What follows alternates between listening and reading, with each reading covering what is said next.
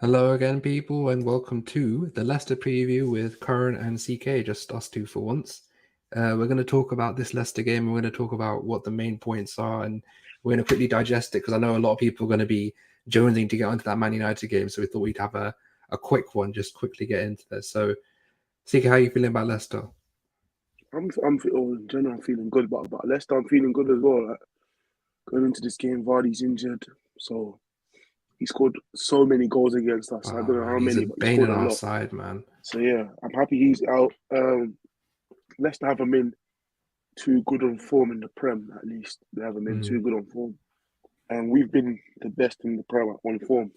So We're yeah, best in Europe at this point. Like the last yeah, 10 games, ridiculous how many points we've accumulated. 25 out of 30 points. So yeah, we've Yeah, been it's good very on good. form. So yeah, going into this game at home as well, we We did should beat be them we at the should be stadium okay. 2-0. Yeah, so Should be I'm okay. kind of confident. You. Yeah, me too. I mean, I think let's just get into it quickly. So, in terms of lineups, do you expect any changes? Are we thinking Tommy back, or I think Um, maybe. I think more likely midweek, but if we'll see. Tomiyasu or Smith Rowe's back, then maybe I think I don't know because you know what Mikel's like with playing players that are on form. He likes playing players. He doesn't like dropping players when they've scored and they're on form. So part of me thinks maybe he'll start Gabby, but just because of the threat that Leicester posed, I would probably say start start Emil, and just because I think he'll probably be the better option in terms of going forward on that left hand side. What do you think? I really think it depends on how fit he is because he had COVID. So Mm. if He he was had a lot of asymptomatic, injuries in terms of bugs and things. He had a stomach yeah, bug, if and he then he was had a asymptomatic, yeah. then I don't mind. Like he'll be fine. But I don't think we need to. We don't really need to risk it. Risk it, If yeah. he's at least 90% fit, I'd put him in. Um, I'd put him on the left over Martinelli. Yeah, that's what I'd Mm. put him. Yeah, I Put mean, Martinelli at the back. me too. I mean, what my thing is I would give him the last 30 just so to get some Mm, energy in his legs for this Liverpool game midweek. yeah. Because I just feel like that would be a good way of getting him up to fitness. In terms of what do you think lineup wise? I don't really think there'll be a change to be honest in terms of the lineup. Maybe Tomiyasu, maybe Smith Rowe, but I would like my intuition says I don't think we see a change. What do you think?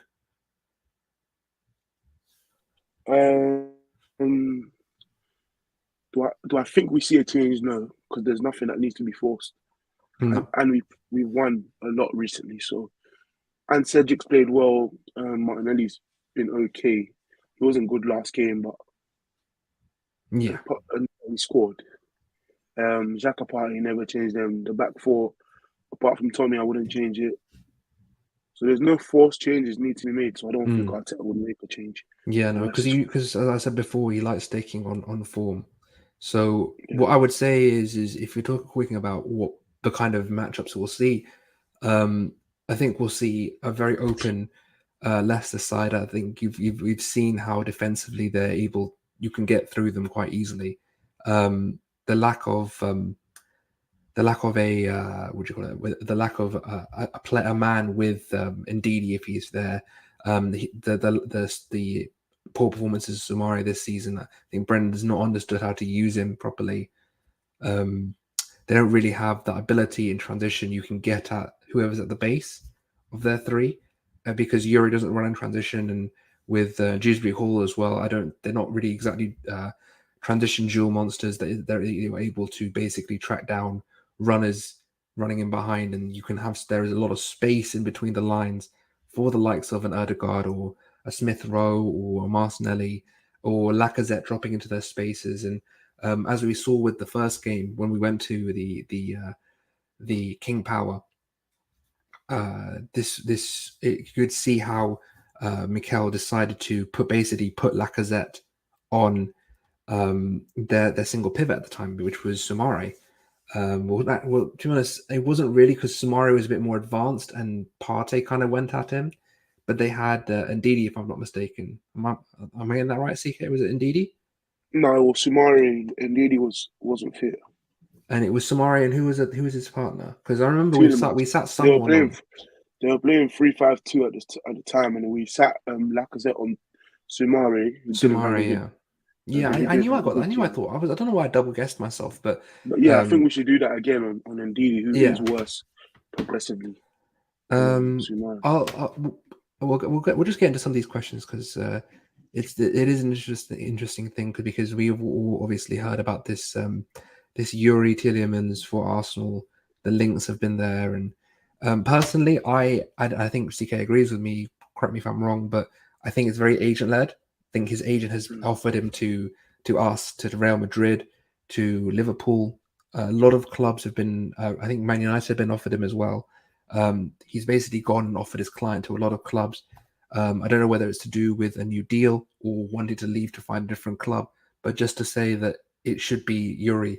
Um, I don't think it should be Yuri. I don't think he has enough strength in transition to be able to keep up in this league at an elite level. I think he's very good for maybe a top six seat team. That's fine, but his off the off the ball qualities that we have that he lacks, and we need a lot. We need the ability to win second balls, to win balls in transition. You need those. You need that to basically survive in this league to a degree where you want to mount a title challenge. And signings that are brought in this summer, we need to think about. Okay, we're not just going for top four. We're going on multiple fronts. So we need to raise the ceiling of the squad because we've done a lot of floor raising in terms of raising the floor of the talent that we have at Arsenal Football Club in terms of the backups, getting rid of the backups and the deadwood, and we've really raised the level to an 18-man squad. We are thinking, okay, we can get to top four, but we can't really make that next jump. We're now making that next jump into a title challenge. So, no, I wouldn't have Yuri. What would you think, CK? Would you have Yuri at Arsenal? No, for me, I don't. Like, obviously, he's a good player and stuff like that, but I think he's very overrated. I don't like how he is in transition. I think off the ball, he's very, very poor and can hurt us a lot more than we are being hurt right now. I Mm-hmm. think the reason why our midfield is so successful is that Xhaka and Partey The also they vacuums. win. Yeah, they win all the second balls and they win a lot of their duels. And Partey is incredible in transition. So having that, taking that away with Yuri, who is very good on the ball and like, offers some good ball tracking, but like he's a right centre mid anyways. Like Yeah. he plays in the right half space, he's better in the right half space, and his ball striking is better shooting across goal than opening his body up and whipping it. So In all the terms of positives of him are hmm. in the right half space. So no, I wouldn't buy him. There's a couple of options that are there. I mean, obviously now with the Chelsea situation, Declan Rice becomes an opportunity that we should be able to capitalize on if the opportunity does arise. I think that's a very good opportunity to secure someone that is one of the best defensive midfielders in the world at his age range for a 5 to 10 year period where you can depend on him to basically raise the level of your midfield, pairing him with Thomas Partey. There's always there's other options that I haven't really looked at as much, but that I am currently looking at. For example, Mateus Nunes from Sporting. I think he's a good opportunity. I don't like Fabian Ruiz as some people do. I think he's good. I do agree that he's not the most physical in the world, and that's something that I struggle with Locatelli as well. That kind of model that I don't really like. I don't really like Serie A, I'll be honest. There's not really at this moment in time. One, their agents are dog shit, and second, their players just aren't physical enough for this league. I would prefer to recruit from France, if I'm being honest, or from Spain, if you're going for a more advanced, ahead of the ball player. Um, yeah, and Germany as well, obviously. In terms of this game, though, getting back to the game in hand, what do you make of their midfield though? Because I do like Dewsbury Hall, I do like Samari obviously, and Ndidi he's okay. He's a good person to block in transition, but he'll be on an island in that 4-3-3 that Brendan employs, unless he goes three at the back again. We've seen how he we demolished their three at the back when they tried it last time. So what do you think in terms of getting at that midfield? Well, they have holes in transition and they can be exploited. We saw that. We see that a lot with Leicester. Obviously, they have threats in behind with Dakar. Well, Vardy's not here, but Dakar, Madison in transition. They've got threats in transition that you can get hurt by. Barnes as well. Very Barnes, good lovely player. 1v1. Tommy, I'd prefer him there potentially for the Barnes 1v1, but it's not a necessity. Like, we won't lose. White can cover. I don't think we'll lose if Tommy isn't there for the 1v1. But yeah, they've got very big threats, but they themselves aren't that good at dictating the ball, and they haven't been good the whole season, really, at dictating. At dictating the ball. Like, obviously, Ndidi being having your progression reigns will never be positive because he isn't the best technically. So him having the control and stuff in that midfield won't be beneficial to any team trying to dictate possession and pin a team back. So I don't think they'll have the quality or the ability to pin us back tomorrow. So that I would be scared of. But in transition is where they probably will have their most threat. I'm just going to expand because Wilfred Ndidi is a very interesting and I think very pivotal player for this game. And when CK says his technical quality, I think a lot of people you hear on Twitter and on the timeline and all these people will say he lacks in technical quality. What do you mean? What do we mean by that? We mean that his passing range isn't as progressive or as aggressive. I don't know if you did see the Watford review, were talking about how Bakayo's his actual passing is very aggressive. He passes on the first touch. He's very good at getting playing with intention, and that's something that Ndidi lacks. His touch also, he can be a bit fumbly on the ball. If you have someone like a Lacazette who does, even if you don't think he has the work rate that some might, I mean, not the work rate. If you don't think he has the finishing that some might, he does have the work rate. Got that mixed up. If you don't think he has the finishing ability that you should have in your centre forward, he will definitely rush Ndidi and make sure that he doesn't have as much time on the ball as possible. The other thing I was going to suggest to talk to you about, CK, is the rotation onto their from basically, because we go from our 4-2-2 block and we play from our 3-2-3-2 in transition. How do you think that we collapse into that? Because they're on transition, they are quite deadly. So do you think that we'll have a problem collapsing into our block? Not really, because I think Leicester. So with Soyuncu and Ndidi being in their progression, they try to build up through the right and spring to the left very quickly. So like Madison from right to left, Barnes and Vardy being in that left half space, left channel and behind. And even Bertrand sometimes in overlap and stuff like that. They've got who's injured. They've got very big threats in transition on the left. So their aim will be to try and kill us 1v1 versus our right back, which I think we'll deal with very well, like collapsing to our block. I think our technical quality needs to be good so we don't cause our own mistakes, and I don't think we will.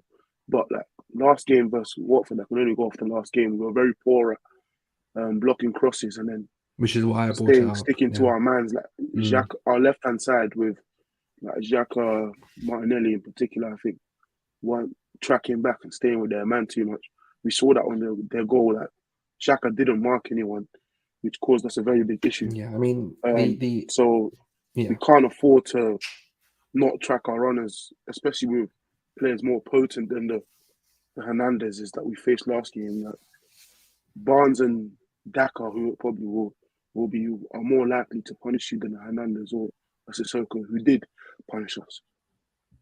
I mean, we remember from the away game that last 20 to 30 minutes where we were just low block, just trying to keep it out. And I just feel like if you look at how they were sending runners in at constant rates, you had Barnes running in that right half space consistently behind the box and trying to affect the play. And if we allow that on the left, because that's where I feel like if I'm Brendan Rodgers, I'm thinking, hang on a second, they're playing Xhaka as an 8 more higher up the pitch. that leaves space in behind because Kieran isn't as proficient in that inverted role yet. I don't think he's comfortable with it yet, and I think they're struggling with the rotation on it and trying to get players in position in transition. That's where I go for. I try. I think that maybe Madison will try and drift into, because you know how he likes to stay central. He might try and drift left and try and hit and try and have Yuri hit him, and in transition that might be a good outlook for them. I would have Daka obviously trying to run in between the channels. I see them trying to basically hit us on the break, because we are very good at sustaining pressure right now, and that's what this more advanced system gives you. It gives you, you're winning your duels higher up the pitch. I think that we've done that very well in the last couple of games. What do you think, CK? I think we'll be able to do it very well again, because obviously this is a worse build-up. Maybe not. But yeah, they're a poor build-up, and I think our press has improved. I hope we stay with that 4-2-3-1 man-to-man on the DM press. I hope we do that against Ndidi, and I think we will. I don't like the zonal thing that we did. No, me either. It was weird. Work. I didn't like how we were handing man off. It was very stupid. Like it was like it was like basically for those of you who didn't we didn't watch our Watford review. We had people basically like someone like I'm pretty sure it was Xhaka and Partey as well when people came central, that they were just kind of handing man off to each other. It was very strange. Yeah. I didn't really like it. Zonal on Neves, which didn't work. Because we tried to basically stop him from getting his passes out, and it just wasn't working. Any player at that level, giving them space on the ball, they will be able to kill you. Yeah. So no matter how poor Ndidi is, if you give him space and time, he'll probably be able to pick up passes that will hurt us. So we'll need to be very proficient in our press, I think, and very consistent in our 4-2-3-1 press. I think Ødegaard and Saka will be important tomorrow, because Luke Thomas isn't the best 1v1. We saw that versus Pepe in that 3-1 last season. We saw that this season. I think Amate isn't there to be got at, to be honest. I think Amate. Yeah, but I think the 1v1s with Saka 1v1 versus Luke Thomas will be important, and Cedric's will help at keeping it 1v1. We'll be keeping it 1v1, and I think Saka will do well tomorrow. Saka and I think Saka. Well tomorrow. Agreed. I think, and obviously they're at home, so Laka and I mean, we've talked a lot about problems that either team faces. About how we're talking about some positives here. So, what do you make of? What do you think our biggest strength will be tomorrow? I think we'll dominate the ball. I think we'll dominate the ball and try to pick them off in the press. And I think our 1v1s out wide will be very key, because they're obviously James Justin hasn't performed well despite them winning their last 2 games. They won 2 out of 5. James Justin hasn't been good, and Ricardo Pereira was injured, so it's probably going to be Justin. And then I think Saka 1v1 versus Thomas will be a big one, a very big one for us to score from. And then just the combinations and trying to drag Amati out, because he's very aggressive, and Soyuncu is very aggressive as well. So Laka's movement will be able to drag them out and then getting runners in behind him. So Ødegaard, Cedric, Saka, Smith Rowe or Martinelli, whoever it is, in behind Laka whenever he drops deep and pulls Amati. That space in the left and right half space, whichever centre back comes out, will be very effective in us creating chances. And obviously the delivery, whenever we do make those gaps from Saka and Ødegaard, has been very good and very consistent. So, yeah, I think the movement and dragging out the centre backs in the pacing behind will be important, because I do see, and our press actually, because Soyuncu, Amate, Ndidi, that triangle. They're not as technically secure as you'd want. Not the best. No. Not the best triangle on the ball. So yeah, those are the 3 things I think 1v1s out wide, creating runners, and third man runs into the box, and then our press on the poor centre backs on the ball. You haven't said the one thing I thought you would. What did you think I was saying? I thought you'd say set pieces. I thought you'd say set pieces, which is what I didn't say. Yeah, I was going to bring it up. That's what I was hoping. I was hoping you'd catch the vibe, but yeah, the set pieces from Gabriel. I think you've seen how bad they are at set pieces this year. It's basically a penalty getting a corner against them at this point. They're just awful. That the zonal system they run is very strange. They don't really pick up man as easy as they should do, and it's not that well coordinated. And if you find space like we will, because we have great ball strikers hitting crosses into dangerous areas. If you've seen throughout this season, we've been one of the best from set pieces, scoring one of them. I think it's 6 or 7 at this point from corners and set pieces in general. If you have that ability to dominate in the air, you are going to be able to basically facilitate an easy chance in the game at some point. And I do think we have a very high likelihood of getting a game where we have a goal from a set piece. What do you think, CK? We did score a set piece last time. Gabriel thumping header. So, yeah, the Gabriel header from the Saka cross. Mm-hmm. It's likely. I do think we could score from a corner. I'm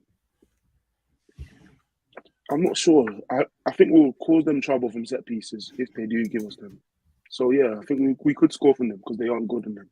They're not good we at did all. score against them last time. Yeah, and it is something that we try and because our strength is out wide at the minute. It is something that really, in combination with Saka, Odegaard, or Xhaka, Martinelli, that Tierney, that triangle, there is an ability to force the ball wide and maybe just like nick a ball off and get a corner. I think we'll be able to facilitate quite a few corners. Is anything really like, if you really wanted to sell someone this game, is there anything that you'd say? I think watch for the transitions, watch for the set pieces, and then just watch for the 1v1s, because I think 1v1 both ways on that right hand side for us will be very key. Very much key. That's what you got the predictions up. You can say yours and I'll put it up.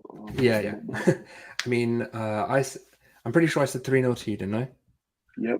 Yep. And I'm going to stick to that. So for me, 3-0 is, I don't really see them challenging us, especially with no Vardy. Vardy basically stretches the pitch out for them. He's one of the best strikers in the league.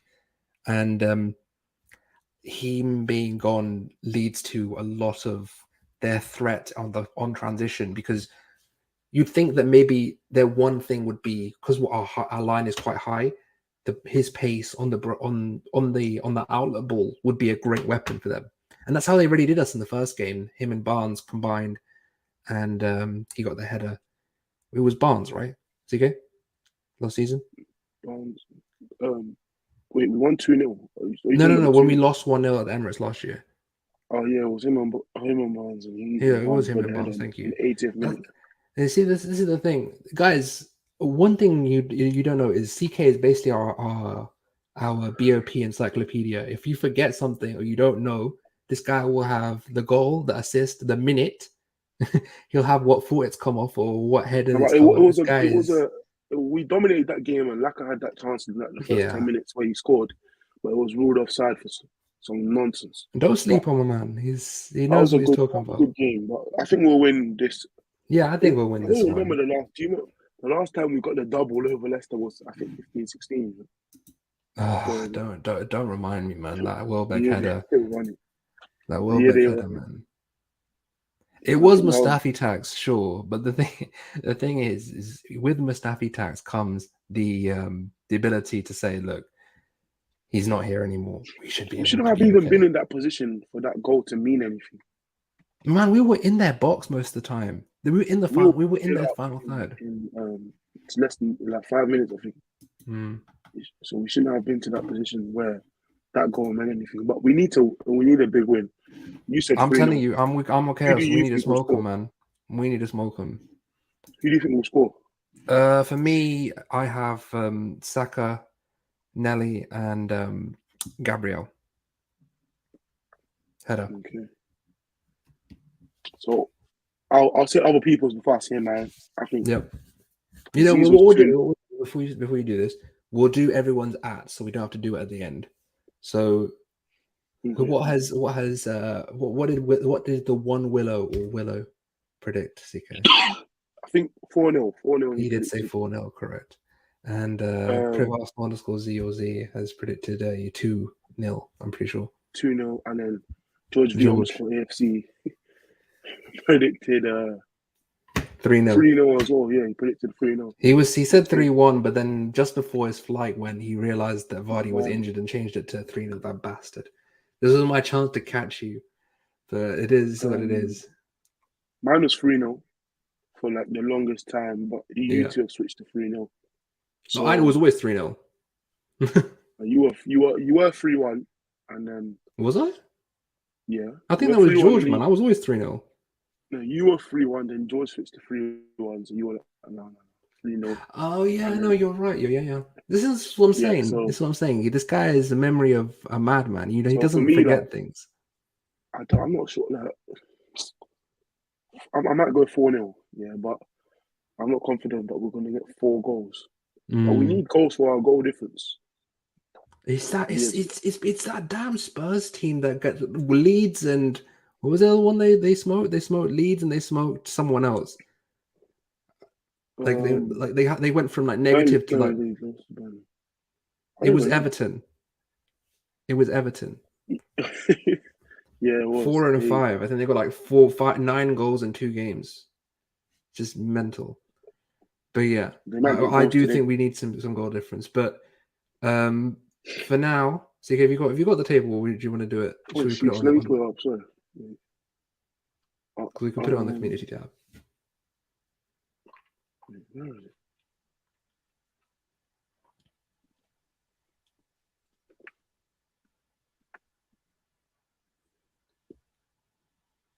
Yeah.